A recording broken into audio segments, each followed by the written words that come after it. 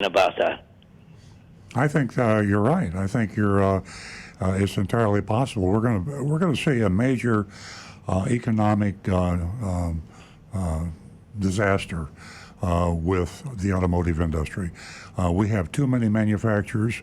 There have been too many manufacturers for a long time, and we have some that are struggling. And I hate to predict doom, but the weaker manufacturers are not going to survive. If they don't survive, they're not going to be building parts. The parts suppliers will stop supplying the parts. So you're going to see a major shift. I'm not going to make any predictions now, but all you have to do is check with your local stockbroker and look at the bond ratings of the manufacturers. Ford, I hate to pick on Ford, but their bond rating has been downgraded to junk. And Ford has been around for a long time. Hard to believe that Ford Motor Company could be gone. But I don't think they're going to be around a year from now or 2 years from now. And the same goes for other manufacturers. The strong will survive. You've got two things going on, John. You've got the effects of the pandemic and the economic impact of the pandemic. And then you've got the rapid change in technology where we're moving into all electric, possibly autonomous cars. And there just aren't enough customers to go around and technology expertise to be able to build the car that the consumers are going to be demanding. So you're right. It's going to be unlike anything we've seen in our lifetimes. And stick with the cars that you can be, the manufacturers that you feel will be here with the high bond ratings, with a high financial analyst will tell you, it's like buying a stock. Don't buy this stock, buy that stock. That's the best way I can recommend you buy a car. Well, the proof is a parts manufacturer that can't produce is just as you mentioned earlier. There's cars with recalls on them, and the parts are not available. Yeah. Takata was a perfect example that they declared bankruptcy, but nobody was so fast to take over and continue the manufacturing with the seatbelts, exactly. with the sensors. Exactly. So we can see a little bit ahead of time even, but after this is all over, I mean, when I went to South Carolina to visit the BMW plant, there's many automobile parts manufacturers. One of the biggest one was right near Michelin over there, and those are tremendous plants, but who knows if they're all going to reopen or if some of them don't go out of business. Exactly. Well, thank you very much, John. I appreciate the call very much and your loyalty. As Nancy said earlier, you're our most loyal caller. You've been with us for many, many years. And thank you for all your concern. Stay safe, take care of yourself, and thanks for your concern for me and Nancy. I know you were concerned about us. And and all the information. information. Happy to have you all back. Thank you. All the information, John. You sent us a lot of information. It was great information. We really appreciate you. Thanks for listening to Earl Stewart on Cars. You have a great weekend. Stay safe. 877-960-9960, or you can text us at 772-497-6530. And hey guys, I was checking out Gas Buddy, and check this out. There's prices that have dropped to $1 in 13 states. Gas prices. Could you ever imagine? When was the last time you saw that? And that's in Arkansas, Colorado, Iowa, Kansas, Kentucky, Michigan, Mississippi, Missouri, New York, Ohio, Oklahoma, Virginia, and Wisconsin. Isn't it ironic that just when the gas prices go down, who cares, right? Right. I mean, we got a funny meme. Somebody sent no us one's here. driving. And it says, anybody else getting 3 weeks to the gallon on their car? Yeah. Did anybody see the day? I like that. I watch the stock market a lot, and about 5 or 6 days ago, oil prices went negative. Yep. And that's why I said everybody earlier. was scratching their heads, and that basically means that if you're selling oil, you have to pay somebody to take the oil. And I'm just wondering, you wonder what's going to happen to oil changes. And what's an oil change cost today? If oil has a negative price, You drive out with we'll have lunch to money. pay the customer. We'll have to pay the customer to get an oil change. That's why I said earlier, did you ever think it'd come to a time whenever we pay more for a bottle of water than oil. And then also to Earl's topic that he's talking about, it costs more to sell the oil. Milk. Did you see that also in the news about them just throwing it away? It just wasn't worth their while. So there's a whole lot of stuff going on, crazy stuff. Send me your milk. How about, we got any text to go to? Oh, yeah. I got a great one Excuse here. me before you go to Yeah. that. We're going to go to Frank, who's a regular caller also, and he calls us from Jupiter. Morning, Frank. Well, good morning, Nancy and Earl. Morning. I've listened to your show for years, and I've used your advice many times in helping friends purchase a car, or even for myself. Especially for Nancy, this will be good for you, is any of the women people I know, I say don't go by yourself, because they are just bait. And here's my question and dilemma. My oldest daughter, who lives in Utah, needs a car. She's actually looking for a RAV4 hybrid. And I did Earl's due diligence. I went on Costco to try and get a price. There's only one dealer in the entire state of Utah that does Costco. They won't give me a price. You've got to go in there and they'll give you your special price when you're in person. Who's that? Is that normally how it happens with Costco, or do you get a printout? Yeah, with Costco, I don't like that about Costco, by the way, Frank. I've told them that. I've talked to their executives about this. They have a price sheet, and they have a Costco price that is supposed to be the lowest price that you'll sell that vehicle to anyone for. And but they won't give it to you. They make you come in the car dealership. If the dealer adheres to the rules of the program, it's a great program. But the problem is navigating that minefield of honesty with the dealer, who is a Costco dealer. We know a dealer in Utah. That's the reason I was asking. What's the name of the dealership? Hang on just a minute. I've got it back in my email. We can give you the cell phone number of the dealer. Is she anywhere near Provo? Actually, I can't give the cell phone of the dealer anymore. He sold it. Oh, we did. That's right. I forgot. But I still know the general manager. Oh, do you? And I believe he's still working there. Is she anywhere near Provo? Actually, they are. Is it Mark Miller's Toyota or a different one? I don't think so. It used to be called Brent Brown Toyota, and he sold his dealership last year. Thankfully, kept most of the employees, and it's a pretty good dealership. Watch out in the finance department, and they do very well there. But I could give you a referral. I can text it to you and give you the phone numbers. You have my cell number. I'm the one that sent you the thing about the gas. Yeah. Okay. And the dogs. Hey, Frank, I got another idea. Look on our website and go to the car that your daughter's interested in buying in Utah, and you can get an out-the-door price on our website. Then take about $1,000 off of that price, because in Utah, we're in a Southeast Toyota distributor. We pay about $1,000 more for our cars in the Southeast United States than they do in Utah. They buy directly from Toyota. So take the RAV4, go on our website, get our price out the door, subtract $1,000 from it, and that's the price they should be able to buy the RAV4 in Utah for. Oh, okay, that sounds great. While we're talking about prices, because the Costco dealer was a different one that's near my daughter's house. My daughter has bought 2 different Toyotas from this one dealer, and she thought that might help her going back. I said, it's very tough. But with that being the case, this one dealer that's on the Costco, I said, by the way, what's your dealer's fees? He says, oh, they're $298. I said, $298? He said, no, that's what we all are around here. And I didn't have the heart to tell them what they do out here in South Florida. Yeah, Florida is a wild, wild west. Even dealers we know, we talk to, they find it hard to believe what the dealers in Florida get away with. There's no one can touch Florida. Not only does Florida have the highest dealer fees, they have the most. In other words, typically in other states, there's one dealer fee. They call it, doc fee. Doc.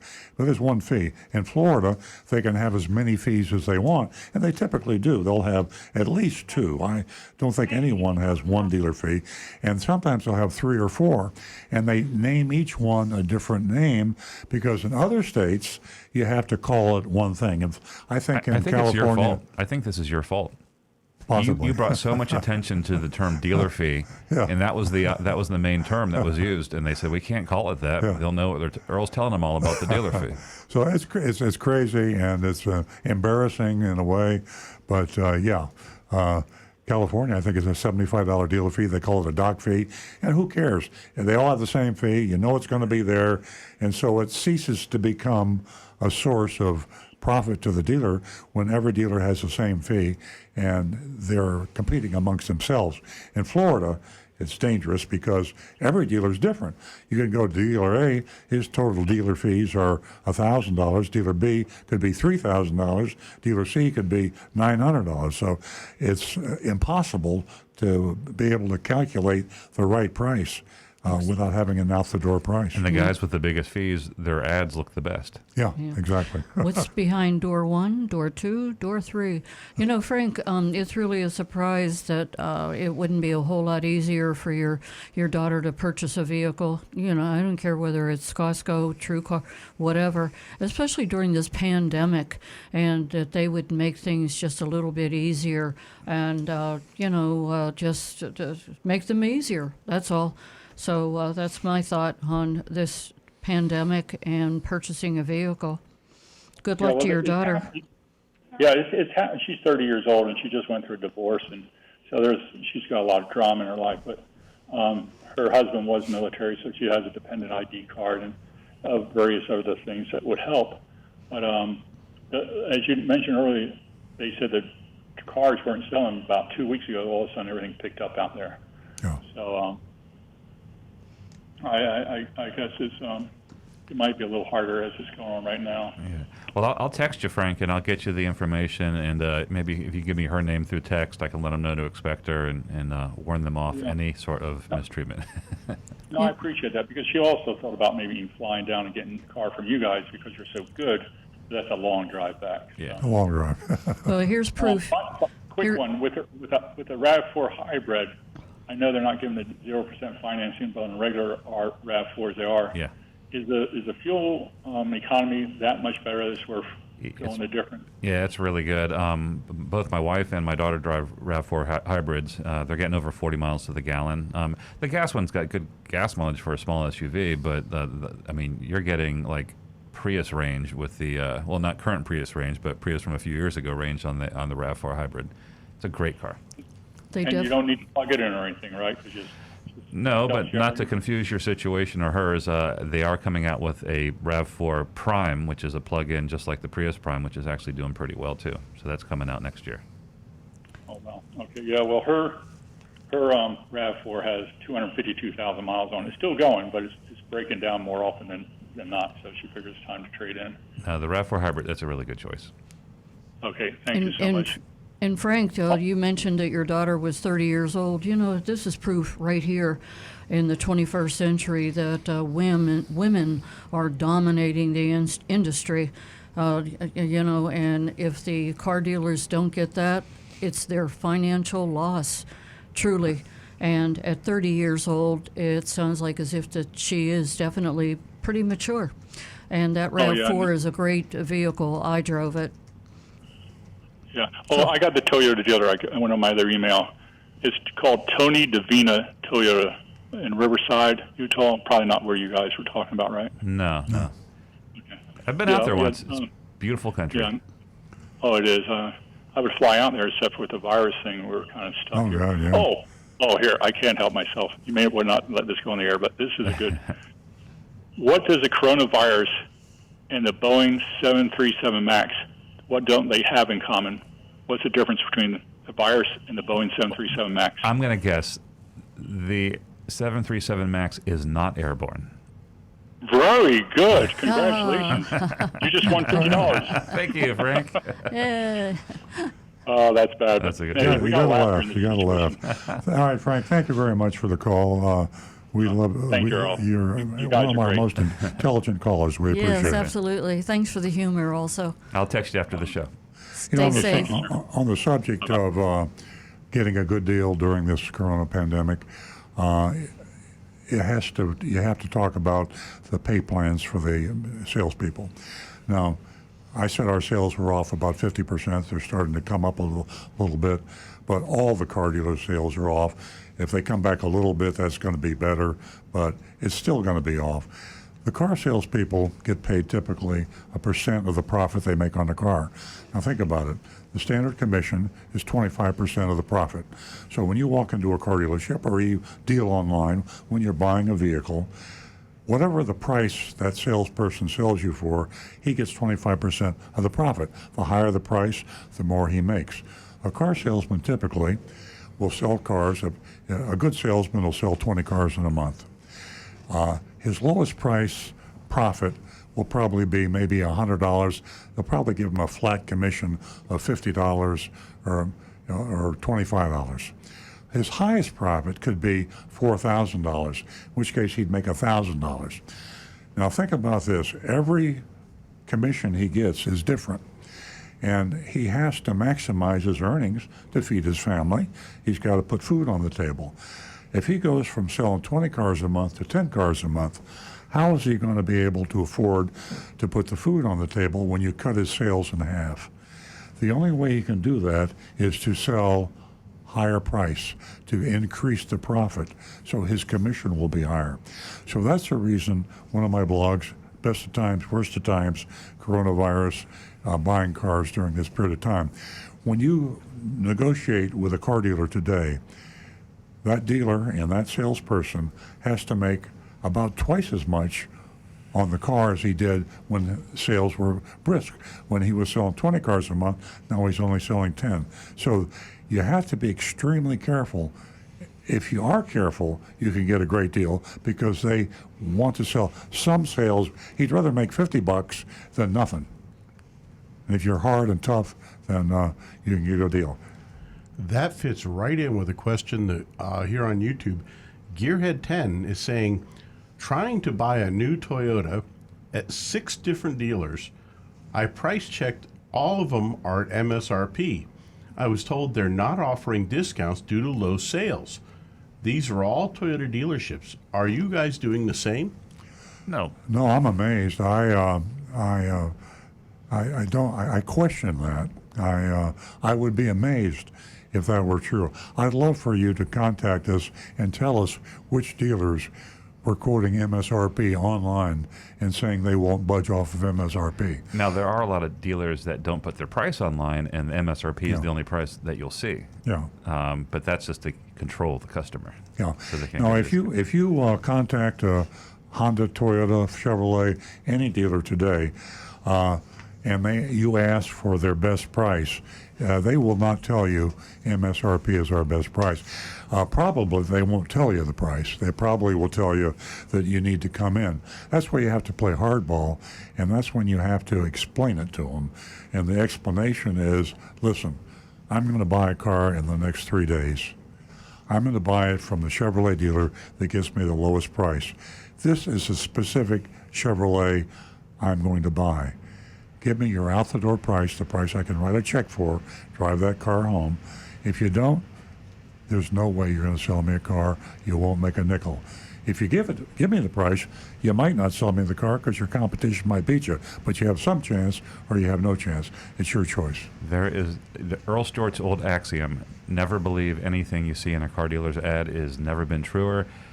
Ignore them. And if I'd like to segue into an ad that Susan just sent me. I've never seen anything.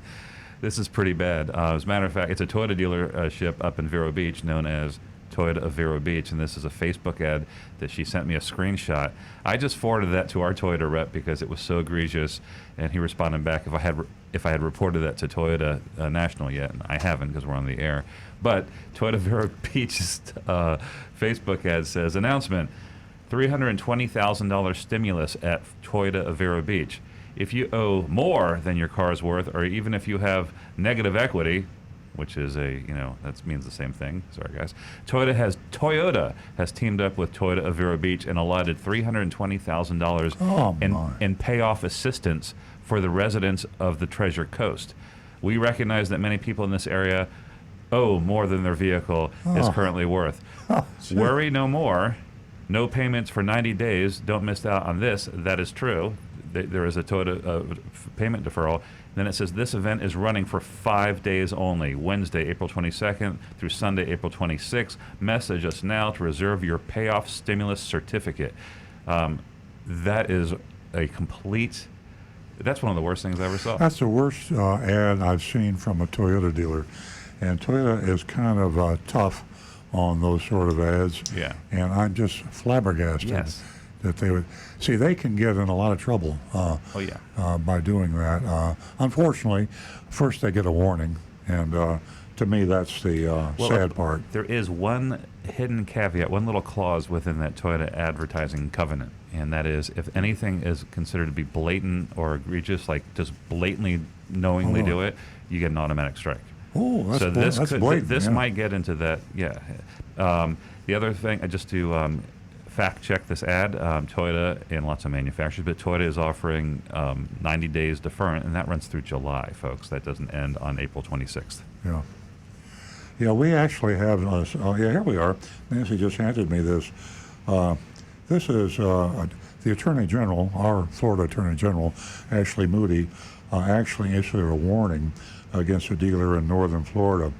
And this dealer sent out a stimulus relief program similar to what Toyota Vero Beach was doing. And here's a copy of a check. Stimulus relief program. This check is for $3,344.68. And it's sent to the prospective customers. I'll hold that up for the Facebook. And, here we are. And this is, I thought, the most egregious advertisement I've seen until I heard the Vero Beach one, which is equally egregious. And this is a kind of desperation. They got slapped down by Ashley Moody, the Florida Attorney General, and also the direct mail company that put this together was fined. So desperate times make desperate measures, and this is what's going on. You're seeing some terribly cruel, I would say, is not too strong a word, to take advantage of people's fear and actually make them believe that stimulus checks are being sent to them so they can buy a car. It's just unbelievable that people would try that. As sad as it is, it's that's the way of the world now. Yeah. It's really unfortunate. How do you sleep at night? Do you have a conscience? Yeah.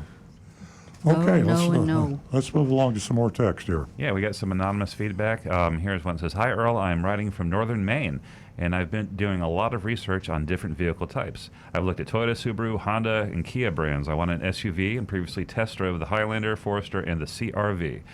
I've watched the reviews on the Kia Telluride and like the safety reviews and overall performance, but I haven't been able to test drive, and the closest dealer is over 200 miles away from where I live. In this new age of buying online, could I ask for delivery and test drive without the commitment to buy? I don't want to waste anyone's time or effort, but I want to make an informed decision." And then he has another question about seeing an offer for 18% below MSRP. I'll jump on that real quick. That sounds like a great discount, but the only thing that really matters is the bottom line price. Don't know what the fee situation is up in Maine. Just make sure that you're comparing apples to apples, like MSRPs or identical MSRPs in the bottom line price, because who knows what gets added to that. Great question on the buying online. How do you test drive the car? You got to ask the dealer, the salesperson, if it's something they'll do. I honestly would be surprised if there's many dealers that would refuse to do that, bring a car out to your house. Car sales are depressed. They are picking up a little bit, but I think while they're still struggling, I think anything they can do to help sell a car, I think most salespeople would do that. Our dealership does that as well. I think most in our area are doing the same thing. Yeah, if they don't, John, then I wouldn't deal with them. I can't imagine a dealer refusing to allow you to test drive a car without the obligation to purchase. It'd be bad business. Yeah. And if they said that, I just say, it's like buying a used car. You need to take it to your independent mechanic to check it. If they won't let you take the car, they want to sell the used car, the independent mechanic, don't buy it from them. That's, you hold all the cards until you sign on the dotted line or give them your check. You are holding all the cards. Just remember that. They'll bluff you sometimes, but all you do is do a 180 and start walking towards your car, you'd be surprised how quickly they'll come around. Yeah, and with these online sales, this is going to be a really tough one to do. But if you can find a dealer that gives you a money back guarantee, without any hidden conditions or things they can get you on. I saw Carvana's running an ad, and they said they have a 7-day return policy. I didn't see the word unconditional in there, so I'm not sure exactly what the conditions are. But ask about that. Make sure that they can help you out if you don't like the car, because that can happen. Even on a new car, you might not like it. Yeah. And remember what I said earlier, if you just tuned in, the car salespeople are very hungry now. They know that they're not going to sell as many cars as they did last month or the month before, and they're not sure when they'll be back up to normal. Nobody is. So basically, because they're paid on commission, they have to make considerably more per car, and they have the control to set the price. There are very few dealers out there that will put their lowest price on a car they sell. They will always leave it up to the discretion of the salesperson, and that's the reason that the car buying procedure is such a crazy thing today. It's an adversarial relationship between the customer and the salesman. The salesman wants to sell the car at the highest price possible because he gets 25% of the profit. And the customer, you want to buy it at the lowest price. So today, with car sales down 50%, be looking for that car salesperson to push for a higher profit. You have to be more careful than ever. But you still hold all the cars if you stay home, shop online, and get an out-the-door price. If you get that, you're going to get a great price on a car, probably the best price you ever got. Yep. All right, Jim texts us and wants to know, how do you handle test drives in this environment? He'd rather drive by himself. Same thing. Most dealers are allowing customers to do that. And even in normal times, some dealerships do permit that. They do have these insurance policies called garage keepers policies, which covers them and people who drive their cars. So you provide your driver's license and proof of insurance, and they should let you take it for a spin. It'd be nice to take it home overnight. We talk about that on the show a lot, because that gives you a little bit more time to shake out the things, see if you can be comfortable in it, and see if you can figure out all that complicated electronic equipment in there as well. But yeah, I think asking to go solo on a test drive is a completely reasonable request in the age of coronavirus. Not only a reasonable request, should be mandatory, whether it's pandemic or not. Anytime you buy a used car or a new car, new cars especially, we find a lot of people, because they owned a new Honda Accord, and now they're buying another new Honda Accord. They say, well, I know what it's like because I own one. I bought one 3 years ago. The one you're buying today is different. In fact, cars are different even in the same year. I mean, you could take 3 different Honda Accords 2020 on a lot and drive each one of them, and they're a little bit different. But year to year, they can be a lot different. Don't ever buy a new or used car until you thoroughly test drive the car. Absolutely. And one of Earl's many columns, he did address that. I'm not sure exactly one, but you can go to Earl on cars, and you can find all of his columns that will take you a long way for many miles. Our phone number is 877-960-9960, or you can text us at 772-497-6530. And we're going to go to Lori, who's been holding from Palm Beach Gardens. Good morning, Lori. Hi, Lori. Morning, Nancy. I want to tell you that I'm glad you're feeling better. You sound a lot better, and welcome back to the show. Thank you. Thanks, Lori. Yes. So I have a question. It's not my first time calling. I've called many times. I do flower deliveries in my vehicle, and I have a fairly new Dodge Caravan with the stowaway seating. So it gives me that flat, van back. After a while, I went to lift up the seat and found that water had gotten in, and now I have mold growing on the seat. Oh, boy. And they are leather seating. Surfacely, I can clean it off, but it does kind of have a little bit of a musty smell, and how do I really get that off? Rick, you're an expert on that. My recommendation, the real fix for it is you would have to strip the interior and have a company like Service Pro actually come out, and they can professionally clean and scrub everything to do it. But you're talking a huge undertaking at that point. Kind of a side trick for it, what I would try is, you know, the damp rid you can get for putting in musty places in your house? I would go kind of medieval style on it. I would like quadruple up the amount of damp rid and put 5 or 6 containers of it in the van, let it sit in the sun for at least a full day with that.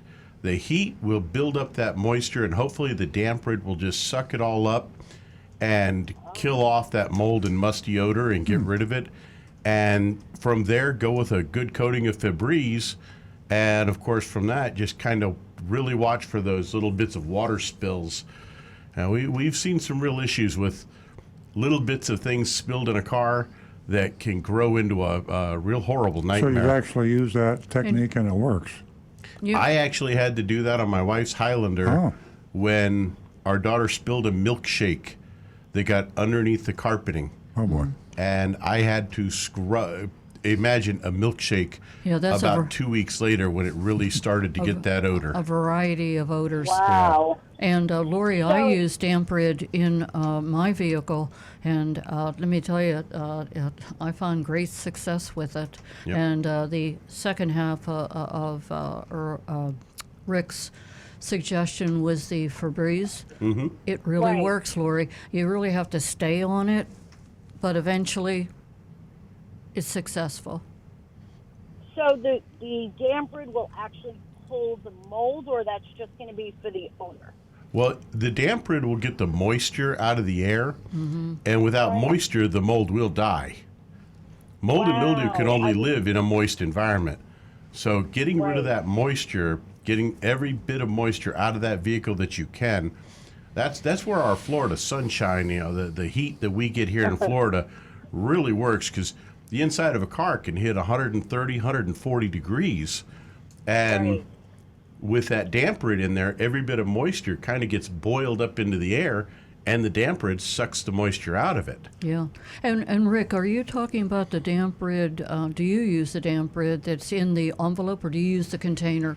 You can. Well, I use just the little bucket style. Yeah. I get 2 of those buckets for There's a the variety. issue we had. But yeah, I would get those buckets that are meant to handle, like one bucket will handle an entire room. Yeah. And I'd put 3 or 4 of them in the van just to really overkill it. That's what I use. It's worth it. That's worth it. You know, I kind of was embarrassed to ask that question, but I am so glad I did, because you guys definitely gave me a fix. Well, accidents happen. I mean, things get spilled in cars, and, you know, sometimes cars leak. You know, you get a roof leak, something like that, and water gets in there, and you got to figure a way to handle it. Well, thank you so very much. Well, thank you, Lori. I appreciate the call very much. Give Yes, us stay safe and have a blessed day. Same to you. to you, Lori. Thank you so much. 877-960-9960. Or you can text us at 772-497-6530. Don't forget, www.youranonymousfeedback.com. I guess we better hurry through the show, because we have to say happy birthday to a certain person. Yes, I know. I wasn't paying attention. It's somebody's birthday. Exactly. Okay. Do we have Texas? Do we have We do. YouTube? Yeah. Jim in Riviera Beach wants to know if it's true that the Toyota CHR is going to stop production in the near future. There is no truth to that rumor. I know that's going all around town. Just kidding. I'm exaggerating. But no, there is the 2020 CHR model is out now, and I've heard about changes coming up in the 2021. So don't think there's any plans to kill that model. Okay. Got another Toyota model comment. It says, it looks like the best, and I think this came in in between this show and the last show. Says we were talking about the Toyota Supra and how Consumer Reports recommends it as the best sports car. He says, it looks like the best thing about the Supra is that it's a BMW. And That's true. It was built in conjunction with BMW. It's kind of like the twin to the BMW Z4, and I'll tell you what, I don't care. It actually made me like BMWs a little bit more because it's a pretty good car. You know, the thing I like about the Toyota Supra is it proves the point that we talk about a lot. When a new car comes out, a exciting new car, don't buy it until it cools off, because you're just absolutely wasting your money. The Toyota Supra was such an anticipated car.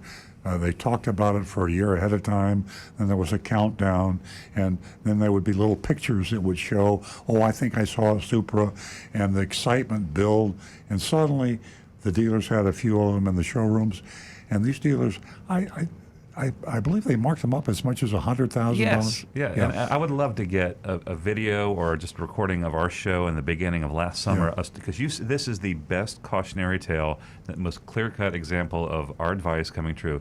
You said, do not buy it on the show. Don't buy it. Watch this. It's going to come down. And it was about 3 months later. And 3 months later, we couldn't give them away. Yeah. We sold ours at MSRP sticker, which is a good profit for us, and we don't mark anything up over MSRP. We think that's morally wrong, and we sold the ones that we sold. The people that bought them, we thought they really got a good deal, because all the other dealers were charging 20, 40, 100,000 over. The price plummeted below MSRP. Yep. So even the people that we thought we were giving a good price. Price plummeted below cost because Toyota offered a $1,000 rebate on it. Yeah. So the rule is... That's why I bought mine. Don't buy a new model. Wait. Price always goes down. It's hard to do. You get excited. Look, I'm going to have the exact same problem this fall when the new iPhone comes out. I'm going to be up at 2:00 in the morning waiting to order mine online. Mm-hmm. It's a little bit different, though. Yeah. That price doesn't come down in a few months. Okay, do we have any normal text, or all we getting is the anonymous feedback? Hey, listen, I gotta have a mea culpa. I started jumping around, so I have lost complete control of the order that these came in. But I think we're all caught up right now. Oh, okay. Yeah. Well, let's sing Stu happy birthday. Happy birthday to you. Happy birthday to you. Happy birthday, dear Stu. Happy birthday to you. May the good... Sorry. Thank you very much. Buono cumpleaños. Happy birthday. Thank you. Yeah. Feliz cumpleaños. Yes. I turned 21 today, and I'm gonna head to the bar, get my first legal drink. Absolutely, yeah. You can look forward to getting carded all day. Yeah, I'm sorry. That was 31 years ago, folks. Hey, did we ever get the second new female caller? We had the one. I don't think so. I don't think so. Ladies? Let's remind the ladies. Yeah, if you if you didn't hear me in the beginning of the show, $50. I have $50 in these little hands of mine. That's left for the next female caller. If you're a new caller, I have $50 right here in my hands. Olive oil and garlic saturated hands, $50 for you. So give us a call. 877-960-9960, or you can text us at 772-497-6530. We're going to go to Robert, who's calling us from North Carolina. Good morning, Robert. Hello, Robert. Morning. How you doing? Doing fine. How you doing? Doing good. I'm calling about the question about the Toyota Camrys, the 2020 model, since they have different recalls on them, and one of them has not showed up quite yet is the fuel pump, and the other one was the engine crack. Yep. Yeah, Rick could speak to that. Rick, you want to talk about those? Yeah. How are you doing? Well, it was fairly limited. I think there's 44,000 on the engine cracking one. Yeah, the engine thing was a very small number. There's a lot of cars, RAV4s and Camrys, that we're inspecting for it, but there's a very small number of engines that are involved in that. The fuel pump is a much wider issue, running across many models of Toyotas, and right now Toyota is still working on what their repair is going to be. That's why it's still in an interim phase. So we're waiting to see on that one. When that hits, we're in the shop. We are going to be busy. Yeah, I think actually the crack is only like it's like a couple of hundred of them with the cracks, I think. Right. It's an incredibly small number. Yeah. This seems like it's affecting only the Toyota Camrys that are manufactured in the U.S. Yes. Yes, and the RAV4.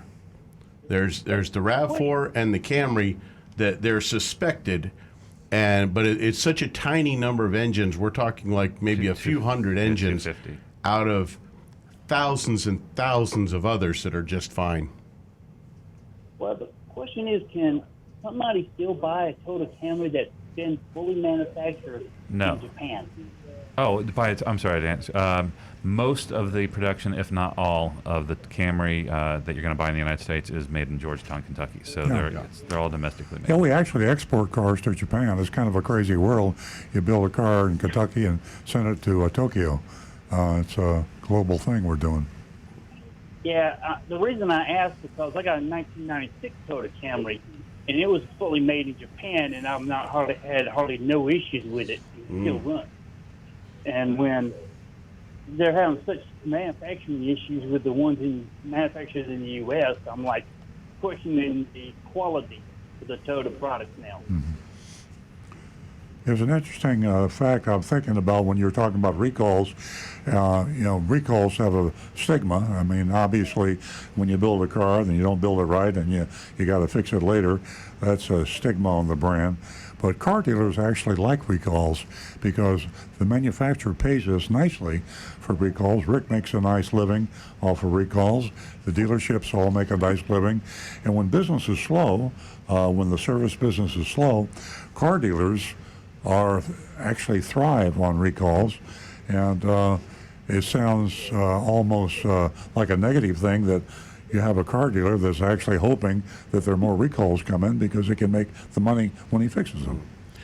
Here's my opinion on this, and this is simply my own opinion, and there's going to be a whole lot of people, probably 3 of them in this room, that won't agree with me, but a few years back, Toyota high-ups, the CEO, the top guys in Toyota, all started pushing that they wanted to be the #1 biggest car manufacturer in the world, and they started cutting corners. And they cut a whole lot of little corners and pushed to be the biggest and the baddest. They wanted to be the best at the biggest, and they forgot about the quality of the cars for a while. And Toyota got smacked in the head. We hit a whole bunch of recalls popped up, and even Akio Toyota finally stepped up and said, hey, looks like we goofed a little bit. We went a little too hard trying to be #1, and they backed off now, and Toyota now is starting to concentrate more on quality, and it's the worm is turning. We're going the other way. We're getting our quality you're back. Right. You're right. I disagree with you. And if you look at Consumer Reports and you look at Lexus and Toyota, they have the highest quality of all the cars reported there. Compared to the other cars, yes. And if you look at, that's what we're talking about. And if you look at the percentage of recalls and the volume of Toyota, it is very, very small.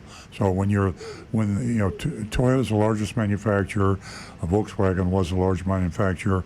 When you're Chrysler, or when you're Nissan, or when you're even a small manufacturer like Kia, the percentages look much worse because you don't sell that many cars. But if you're selling that many cars, the percentages are not good.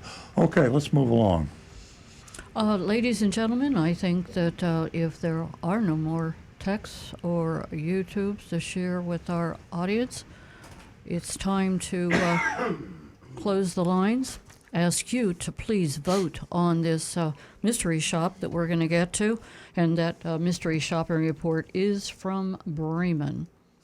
Yeah, and if you're new to the show, hopefully we have new listeners tuning in all the time. And the mystery shopping report is something that's totally unique. No one that I know of, television, radio, I just don't know anybody that does this type of report. We not only do a different car dealership in Florida every single week, and we've been doing it for 17 years.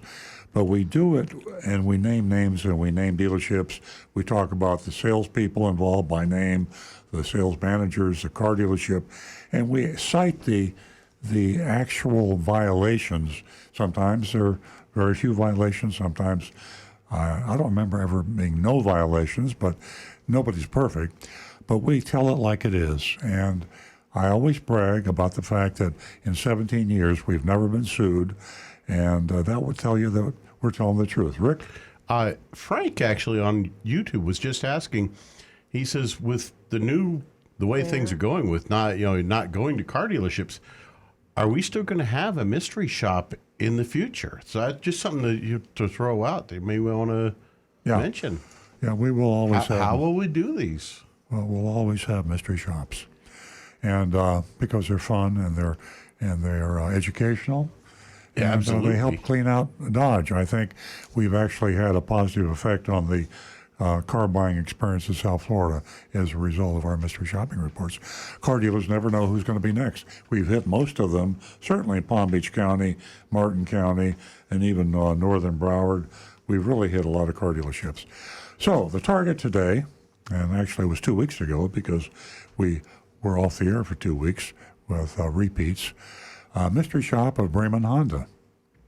For this week's Mystery Shop, we're taking a break this week from the COVID-19 related car dealer marketing and returning to another public safety crisis, the Takata airbag recalls. It's a shame that with the severity and the very nature of this pandemic, the Takata always was taken not seriously enough, and now it's probably considered almost a minor event. But we have to, duty calls us to tell you that you have to be careful. And when you hear this mystery shopping report, you see exactly why you have to be careful any place you buy a car today. Before our world was turned upside down by the coronavirus pandemic, we experienced a huge surge in Takata airbag recalls. Millions of defective vehicles were added to the recall list in December of 2019 and January of 2020. There's a certain absurdity to this round of recalls, and that many of the bad airbags were actually replacements. I mean, we actually replaced bad airbags with other bad airbags. It just sounds, how could that be? You think somebody, a regulator, a legislator would say, you can't do that. I don't think they had a choice, right? It was like, you have a choice. You just don't sell the car. No, yeah. And it was It was an economic overriding safety, and that makes me a little nauseous to think that human lives are trumped by the sale of dangerous vehicles. And so our legislators, our leaders said, okay, you have a dangerous airbag that can explode and kill you, and we're going to recall that airbag, and we're going to bring those cars back in, and we're going to replace it with the same airbag that we just replaced, because it'll take 4 or 5 years before it blows up again. We bought you a little time. And we know that only 25% of the folks are going to get that airbag fixed. So you know somebody's going to get hurt. But the economy trumped safety and human lives. Anyway, as I often say, you can't make this stuff up, and we're not making it up, I promise you. We found one of these double Takata airbags being offered for sale by Bremen Honda in Green Acres. That's Lake Worth, southern Palm Beach County, or central, I guess.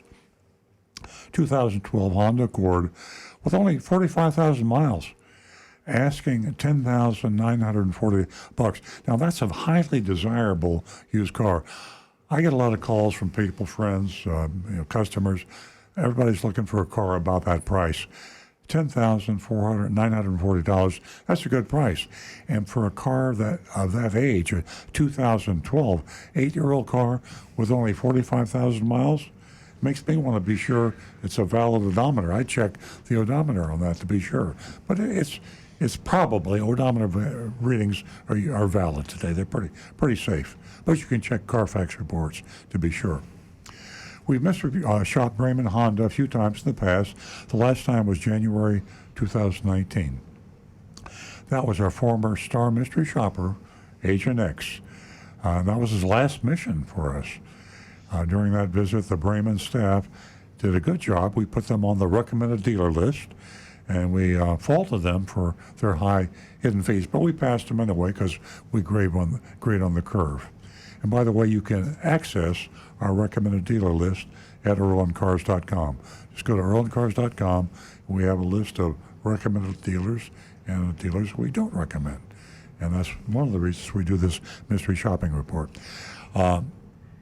This is the first time we put Bremen Honda to the Takata test. Agent Thunder was called up for duty. This was also the first time we ever sent a masked mystery shopper wearing a mask into the field.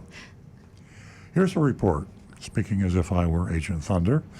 I arrived at the dealership 1:30 p.m., made my way inside the showroom. I was greeted by the receptionist who offered to help me with a salesperson. She waved to a gentleman seated at a desk and quickly jumped up and headed my way.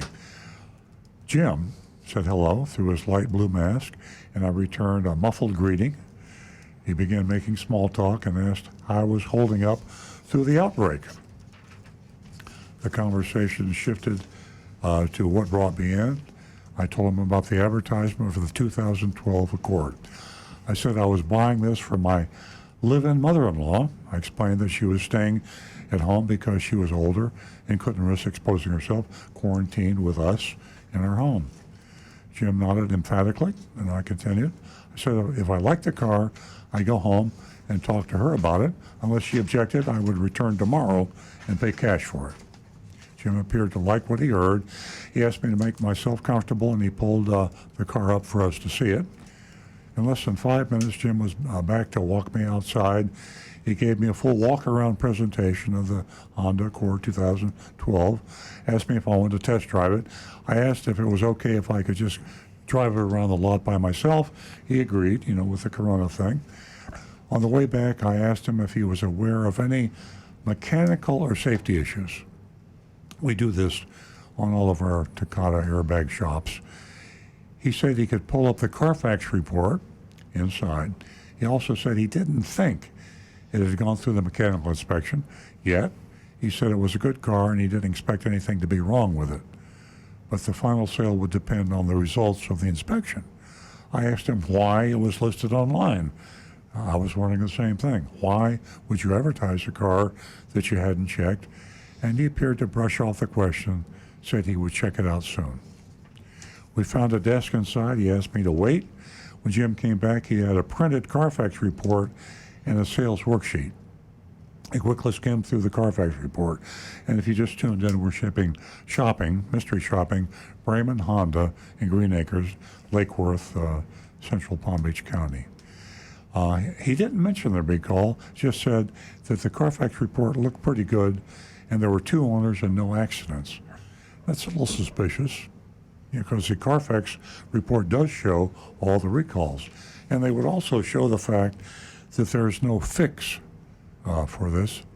There's a lot of information in the Carfax report. You should read it yourself before you buy any used car, and read the whole thing. They can be lengthy.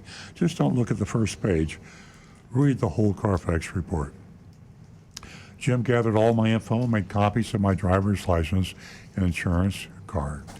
Then he said, I know you can't get the car until tomorrow, but would you like to put down a $1,000 deposit so we can get the car serviced and ready for you when you come back? Another curious question. I asked him to tell me why would I want to do that. I was coming back in less than 24 hours. He repeated that it would get the car ready. I mean, they're not going to service the car unless I put a deposit down. They're not going to inspect the car. They just pulled that out of the... Yeah, strange. We haven't heard that before. I asked him if whether they, wouldn't they be doing this anyway? I mean, I could understand him saying, if you put the deposit down, we'll hold the car for you and we won't sell it to somebody else. But to say that we won't inspect the car, I don't know. Yeah. Maybe he meant they'll prioritize it if they think they can prove to the service manager it was sold. Yeah. Hey, we got money in house. He addressed me, and not as Mr. Thunder. I'm sorry we asked that. We just want to make sure we get the car serviced for you. That was the sales manager that came by to help out the salesman. I responded by telling him, and I hadn't even seen the numbers yet, and you're looking for a $1,000 deposit. I haven't even seen a work order, buyer's order. I wasn't keen on forking over $1,000 bucks at this time. The manager seemed a little embarrassed, patted Jim on the back, and walked off. Left. Yeah. Jim took the worksheet, and before reviewing it, explained that I could take a picture of it, right? I could take a picture of it, but he can't give it to me.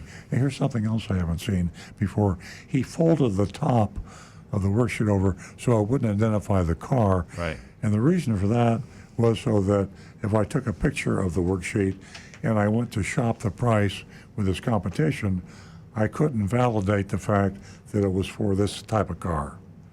And so all I would have is a price, and I couldn't compare a similar car. I'm guessing that's probably what it is. Car dealers hate for you to shop and compare prices.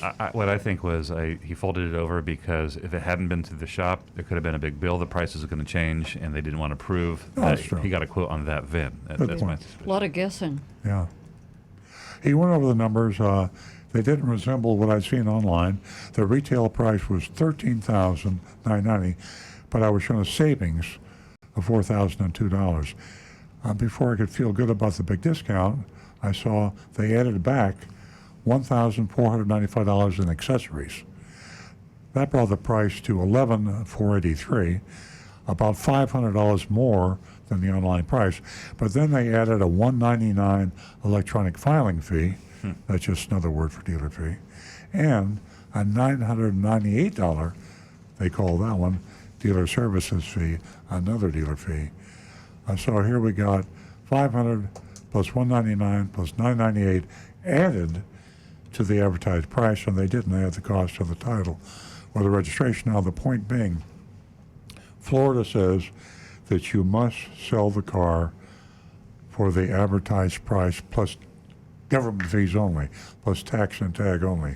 So Bremen Honda violated Florida state law because they added their dealer fees and their dealer installed accessories on top of the advertised price.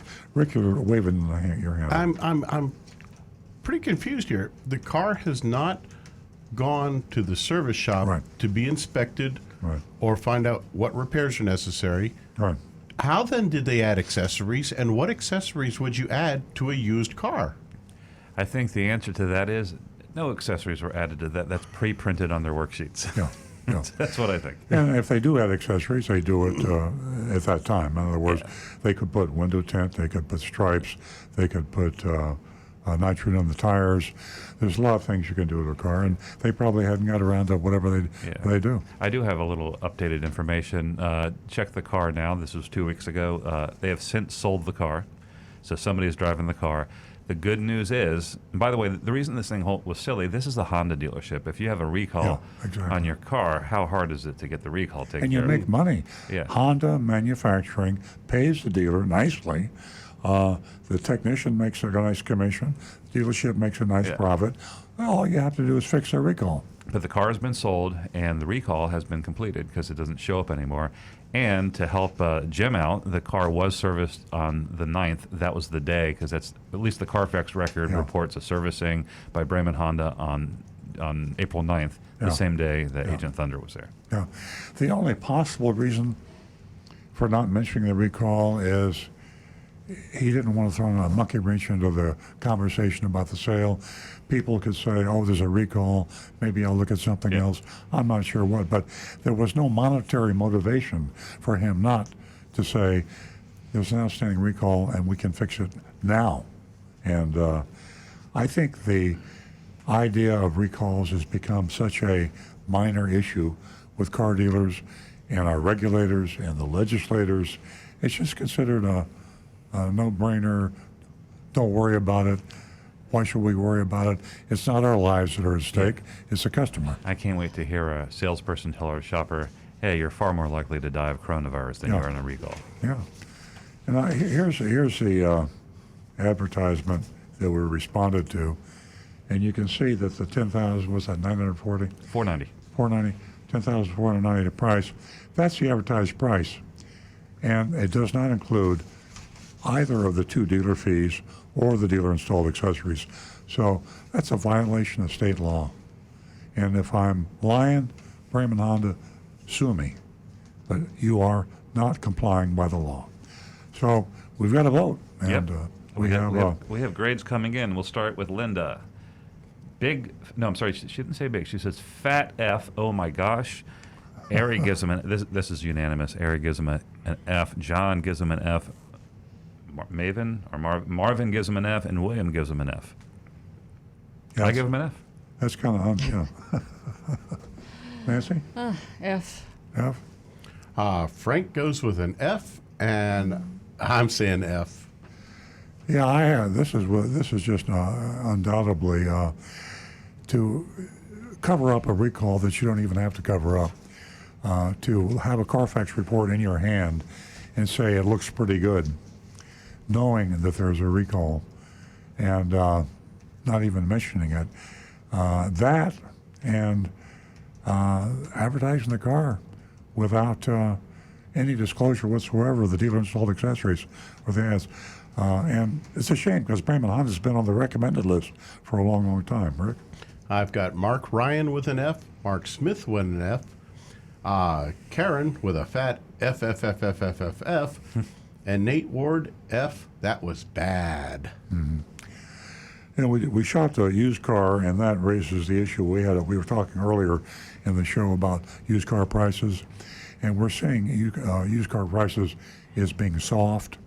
And Stu was talking earlier about the fact that these cars are sitting on dealer lots, they're not moving, and they're depreciating.